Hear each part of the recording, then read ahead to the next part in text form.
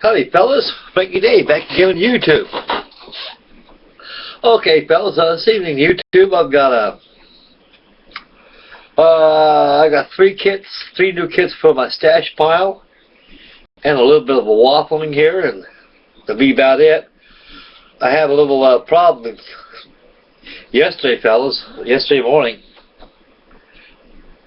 My computer got a virus in it, and they shut down my computer really bad. I thought, oh my God, what am I going to do now? You got to do two things. Well, I get another computer, or have my brother look at it. And my brother's a computer specialist. He works on computers all the time.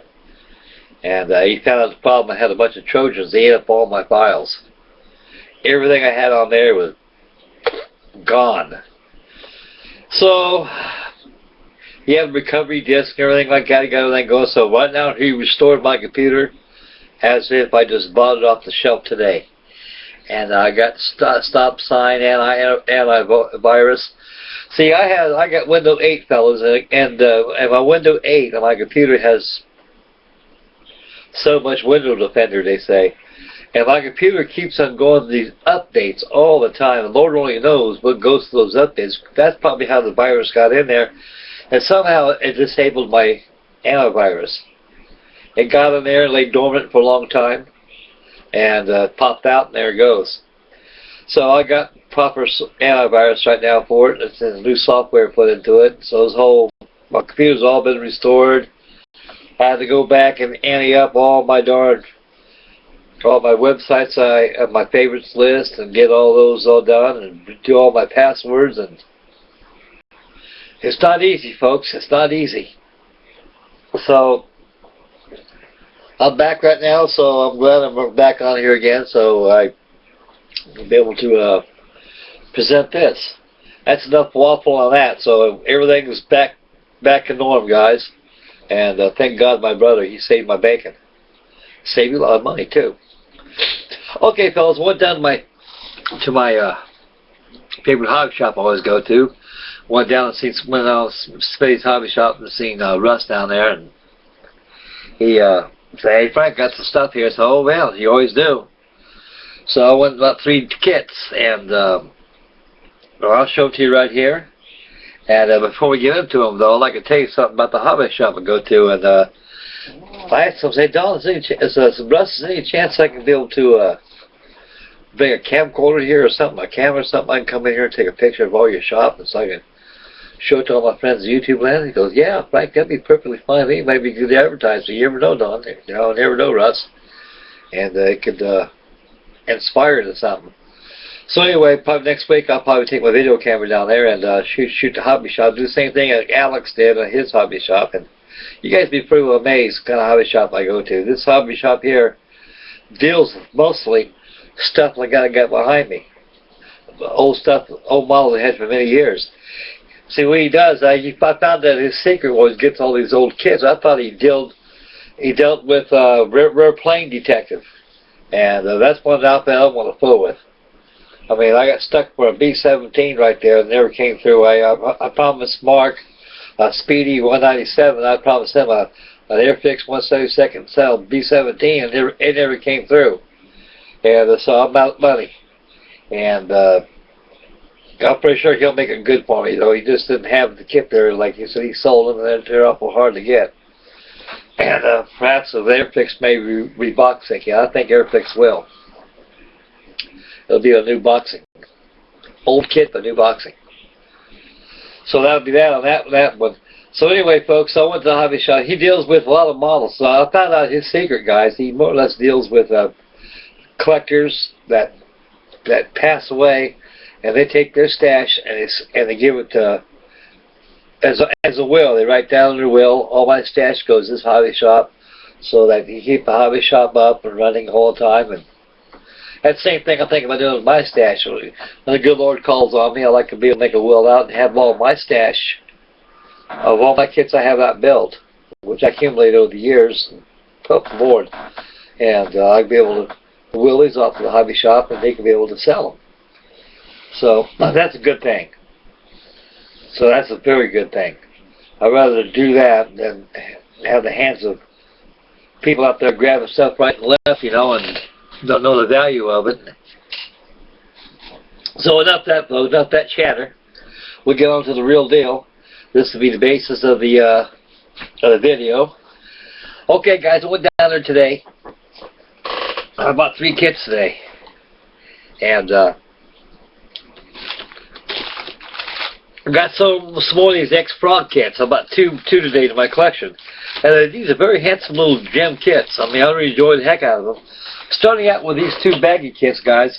You remember the Noble kits I showed you, the X-Frog kits I showed you about 2 weeks ago on the Barracuda, also the Skua, and also the Proctor Provost, what do you call it? Well, about 2 more.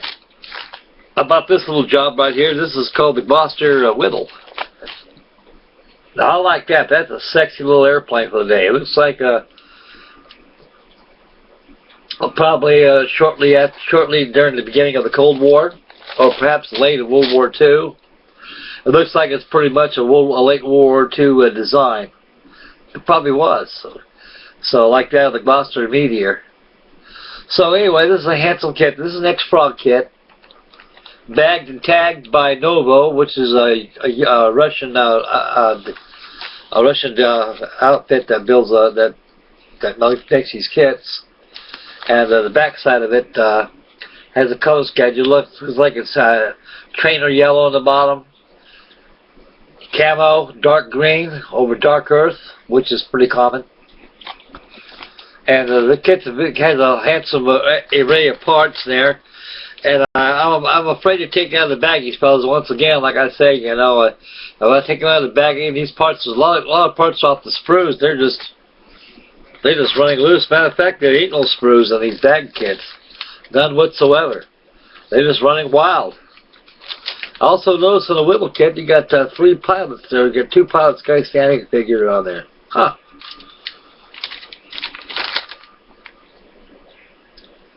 You can see a little fella. You can see that pilot over here.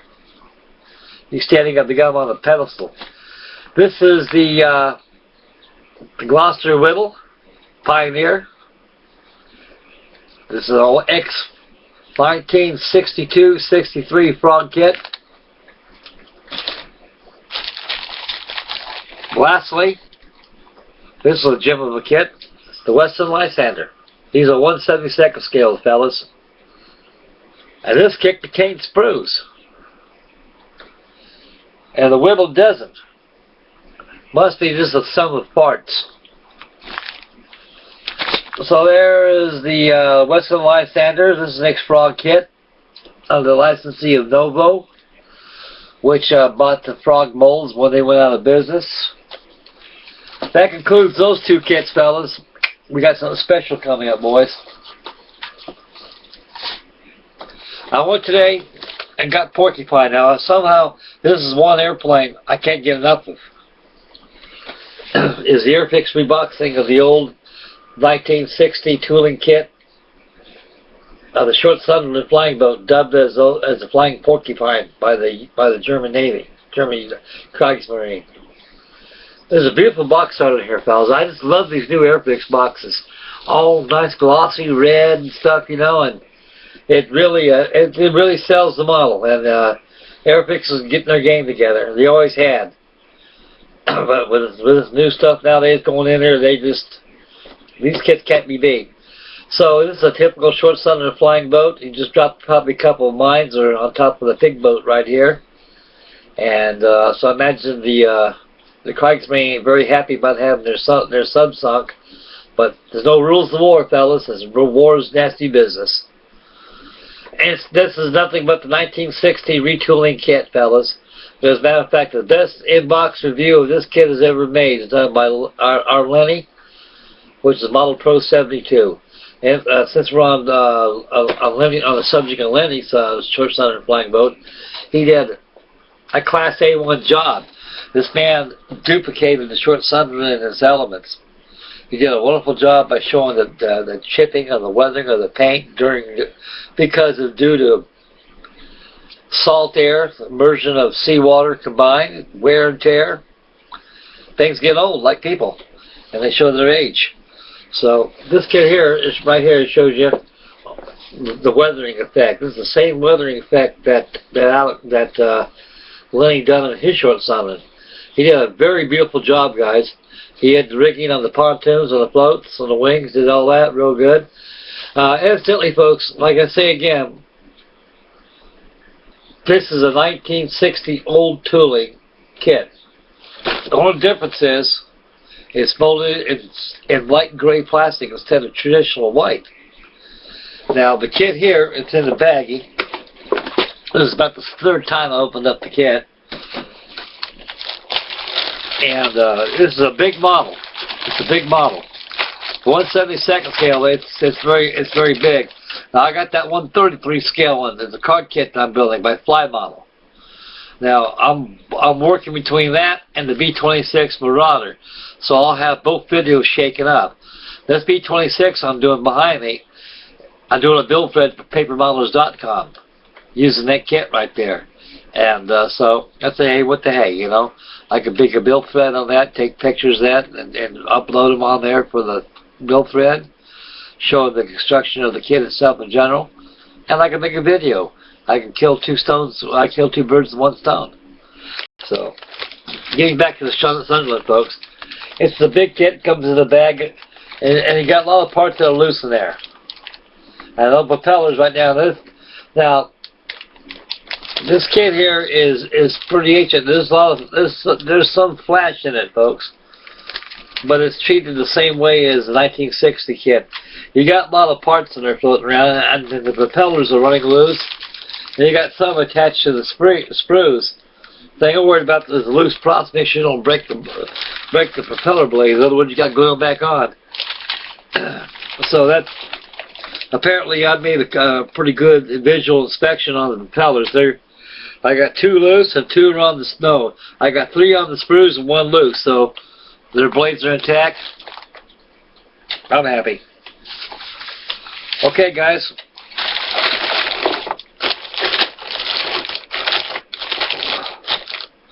Getting back to the Sunderland, the instructions and the decals. We'll turn it over here.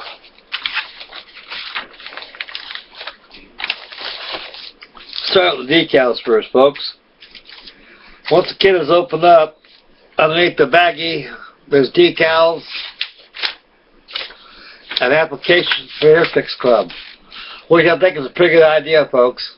I'm thinking about joining us online, or just make a written publication of it and just send it off. But the one thing good about these, the more Airfix kits you guys buy, it's like tokens. You get benefits like you may get a free kit too, you know. So those are something you look forward to a little bit. It's not great of a must to do, but it's a benefit for something to the hobby. Hey, I can use a free Airfix kit. I know you boys can do it too.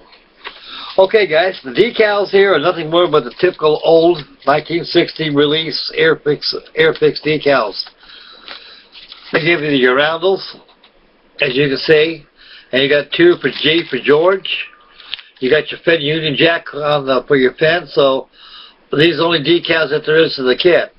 The decals are somewhat thick, but with your favorite decal solvent on there, you can bring it down as if they've been painted on. Use Microsol. My favorite is Walters.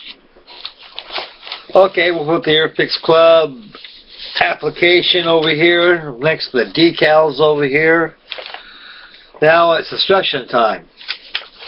Nothing more, folks, than your Airfix typical instructions. 1/72 scale model construction kit.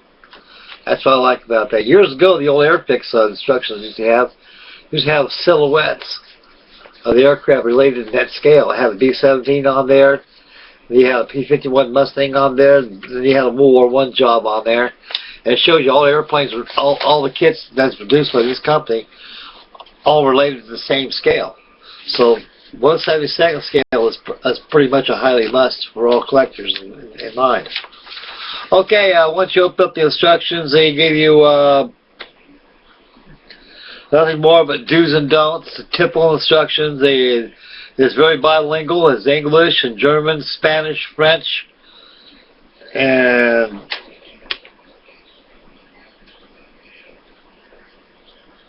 Italian.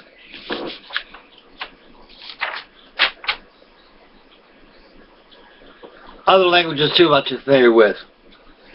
But anyway, they got an assembly of icons. I got icons on here, the icon page. So you guys get the memo right there. You got Great Britain, which is English. You got France. You got them all over the place here. And you got this is your icon page here, the do's and don'ts and everything. We're all very familiar with that. Okay, the beginning of the assembly starts out with a fuselage. And the fuselage comes with composed of two halves. You have individual transparencies, which is your windows. So the best thing to do about that, fellas, is take those windows, shit can them. 86 of them, throw them in the shit can. That's what they need to be. Use crystal clear or Eileen's tacky glue. That's good, clear glue. Gives you a clear effect. Other words, take a paper punch, punch out clear acetate.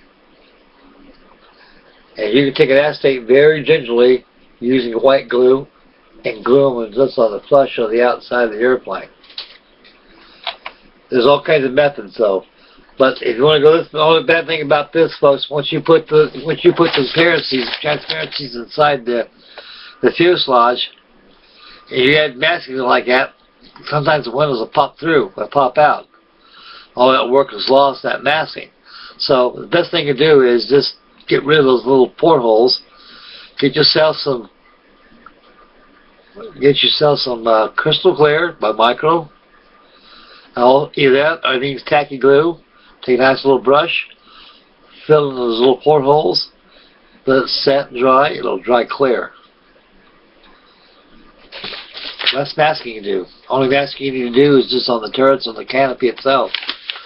Okay, it shows the cockpit flooring, the turrets arrangements. You got the tail gunner and the nose and the buoy tender, the nose nose gun empennage. The total steps of the construction of this aircraft is composed of 26 steps. Because there's a lot of parts in this aircraft, and it requires a lot of cleaning. Airfix kits, Sunderland is a very vintage kit itself, and at one time was a very, very popular kit back in the 60s, and a very much of a must. And we'll get to the special thing after this. Okay, guys, once the cockpit is all done, the next step is it's probably all joined together, and all the sub-assemblies compared to the cockpit and also the turrets are all glued together, as you can see in these steps. There's no color call-outs on here. These instructions are nothing but instructions shows you how to build it. There's no color call-outs for the interior parts because there isn't any. The only interior parts there is in this model is the cockpit floor, two pilots, and the instrument panel, and that's it. But there's one stipulation involved if you want to go the extra mile. There's an aftermarket company, I forget who they are, there's so many out there, fellas, just can't keep up who's what. They make a special photo etch set and resin set for the Airfix kit. So if you got the Airfix kit, it's always a good thing to do is get a hold of that company that makes the resin and the photo etch parts. Full interior, everything, guys. Specially made for this kit. If you want to go that route, you want to take it up a notch, get the artillery 1/72 scale kit. You'll need nothing more. But like I say, you compare that kit with an Airfix short Sunderland kit. It's very, very beautiful. It's miles better than the Airfix kit because you got 60 years technology right there. You got 60 years of betterness over something that once ain't no more. So the Airfix is still a very good kit. I mean, I have no, I cannot stress or tell you how many of these kits I built. And I got 4 in my stash right now. This makes number 4.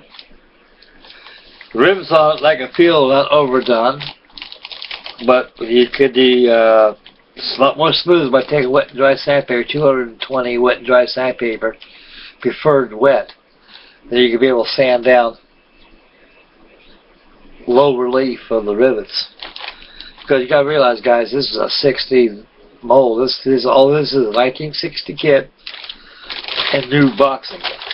And I'm glad airfix brought this out, because it makes a very, very good collection for the. It makes a good collection for the collector in mind. And also, if you collect flying boats, they go along very, very well with the P5M Marlin, the PVM Mariner, Martin Mars, and a bunch else out there. Okay, guys, that concludes the 3 kits for the stash pile. Now, here's the surprise here. Now, I went back to my stash and pulled out. I bought this in 1960. This is the 1960 Airfix Short Sunderland. A whole new kit in here, brand new. I had this thing since 1960. Old and new. These are old Airfix kits right here. Now, this is another factor too, folks. Years ago, the price of a model was, no matter if it's Airfix, Monogram, Revell, Lindbergh, Pyro, ITC,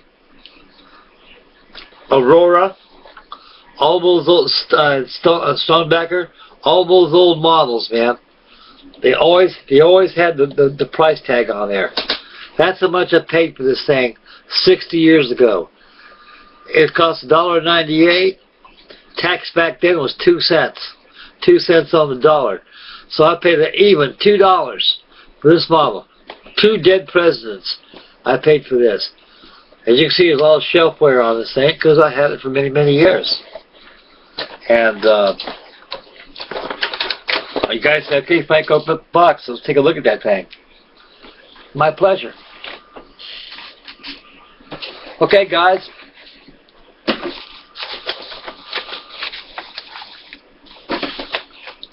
These are the original Airfix instructions to the original 1960 release of this here kit. These are the instructions to it.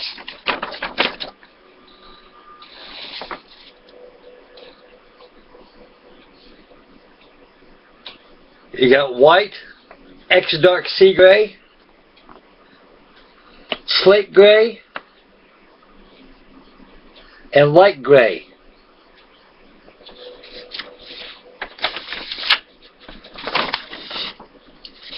Here's your instrument panel right here, fellas.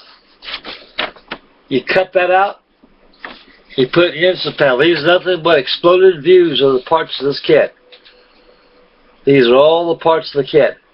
And all these instructions here tells you how it goes. One little step by step. Take the joystick yoke, glue it to the floorboard. Take the seat, glue the seat there. It's all written there. It's all explained there. It's all exploded views, as you can see.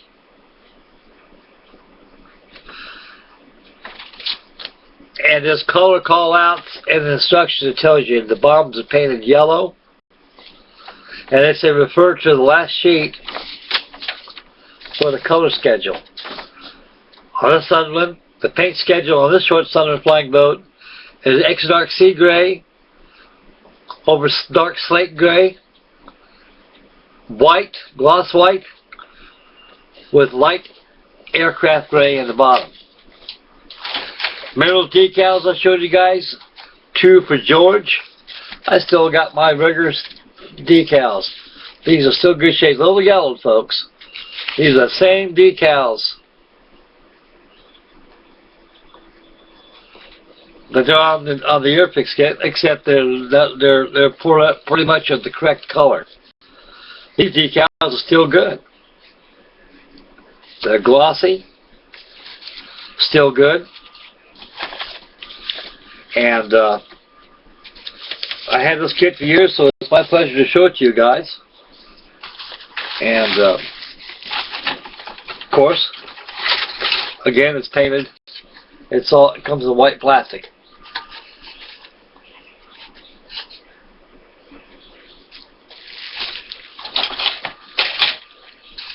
And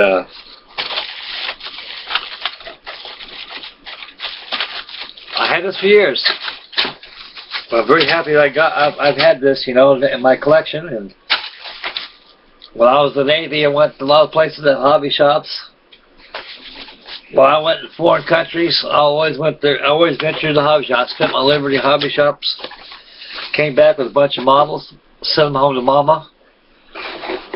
Take them. I go ahead and put them in my stash pile. I get home, retired from the service.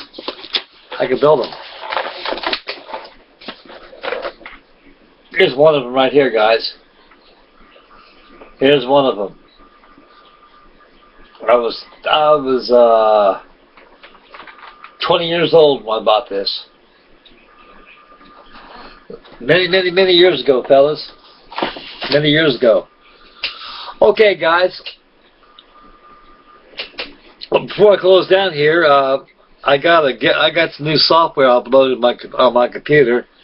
I got rid of that Studio 11 I had because I was having problems with my audio on it, getting that water slide and stuff on it. There's something wasn't right.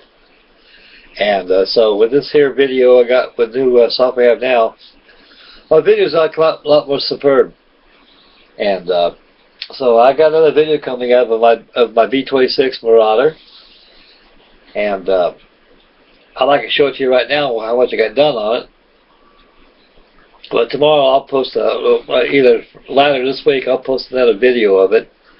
It'll be done with my new software I have on my camera, my overhead camera, because I love my head here. But right here, I like to show you how much I got done on my B-26 Marauder. As I turn the bottom, I got the bomb bay all done. Get a little closer there, you can see the bomb bay. Got the tacket guns on there. All out of paper, fellas, all out of paper. You can see I got the tail wheel empennage all in there. All detailed, man. Radio up there. I got the pilots all done. This is a very strong airplane. Out of paper, it's very, very strong. And so anyway, fellas, I took it up. I did something a little different. Somehow about bombers, I like pretty girls on the side of the fuselage. Evidently, this is fictitious, though, but it does enhance the model. I got the little pretty girl on here, the side here. You guys are looking at that and say, you know something? That decal looks awful familiar, Frank. And he says, yes, it does, fellas. Came off of a Monogram B-29 Super Fortress. The kit they got now, the Reeboks, has 2 sets of decals. And so what I did here says, man, they'll give you, all they did in this kit, they gave you nothing but the missions on there, how many missions this thing's flown. No petty girl insignias on there. So what the hell, Frank? You're not going to hurt nothing by putting the pretty little girl side of the airplane like that, It gives it a little class. So that's about as far as I got with this, folks. I could have got a lot more done on it, though, but the problem is I had a sick computer yesterday, and amazingly enough, this thing really picks up pretty good on here. So I guess with new software they got on my computer, it kind of enhances everything. It works for me, gentlemen. It works for me. But that'll be that. Okay, guys, I got 2 videos coming up probably by this Friday. I've got Craig Huss World War I group build, and I've got my Sandra Valeria. I got the fuselage done on that, so I have a video of that. I have another video on my B-26. I'm doing it for the Paper Modelers forum, and I've got a build going on that. So anybody go to YouTube, Go to your search engine, hit www.papermodels.com.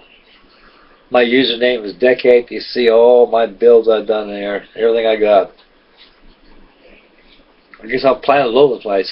But anyway, folks, this is rambling. Anyway, I like to make a short run on here about that B-26 I got. I got a couple more minutes here on it. And so far, I've always liked the B-26 Marauder. But the B-26 Marauder was one hell of an airplane for its day. It was the most advanced airplane we had next to the B-29. The reason being that a lot of pilots lost their lives on it because they were very inexperienced. You got to realize before World War II started, we only had nothing. We just had just a handful of airplanes. Other countries like Germany, Japan, they had they modernized everything they had. The aircraft they had was all modernized. We had nothing. We had stuff out in the 30s. And right away, here it is in the 1940s. And a lot of militarists out there, they're looking for something that's really fast, you know, because we got into the war, and they realized back then we got to do something. We got to build up our military. We sat in our areas too long, did nothing. And that's the reason why it took us 4 years to win a war. It's because when you let individualism blind you and you don't think of your country as a whole, you don't prepare, you pay a blood. That's what happened December 7th, 1941. The same thing is going to happen in our country right now, too, again, we don't prepare. But, make a long story short, the B-26 Marauder, you know, it was a good airplane. It had a very vague, bad berth, bad everything on it. It was, a lot of pilots took their wings off and threw it at the desk. And so I'm not flying that thing. That thing's a death trap. But there's only one man that saved the B-26. That was General Jimmy Doolittle. This man, here's a man that's flown a lot of airplanes in his lifetime. He knew his limits, too. When he showed all those young pilots out there how to fly a B-26, those guys were like, damn, if he can do it, so can we. That was a good attitude, and that's the attitude they formed. When Jimmy Doolittle told the young pilots, you know some fellas, all this is just an airplane. And B-26 is that it has the stall speed. If you're landing less than 125 miles an hour, that's stall speed, because the B-26 had a very short wing loading. The wings are very short, and it demands a lot of thrust, a lot of power to keep that thing airborne. So it actually had a fighter plane feel, because it was fast. And the airplane was very incredibly strong. It could take a beating and then some. I mean, a lot of pilots, they trusted their lives in the B-26 because of its durability and the strength and dependability of bringing them home safe. It had a rough beginning, but at the end, it paid out real good, and it was very well respected. A lot of pilots loved them. But 99.9% of the fatalities of the pilots who lost their lives because they weren't experienced enough to fly something that advanced. So that would be that. Anyway, guys, enough rambling here. Been over here a half an hour now. I want to bend nobody's ear, put people to sleep. So I figured I'll make a video here, keep you guys going, and I'm going. So anyway, guys, time to hit the part sack. I'm getting a little tired, and we'll catch you guys in a couple of days. I've got a couple videos coming up. I'd like to thank everybody for tuning in. May God bless. And a happy model building, and make Mama happy. And that'll be that. This is Frankie Day, cashing out, signing out, and we'll guys catch you next video. You boys be good. Take care of yourself, man. Be good, guys. I'll see you, man.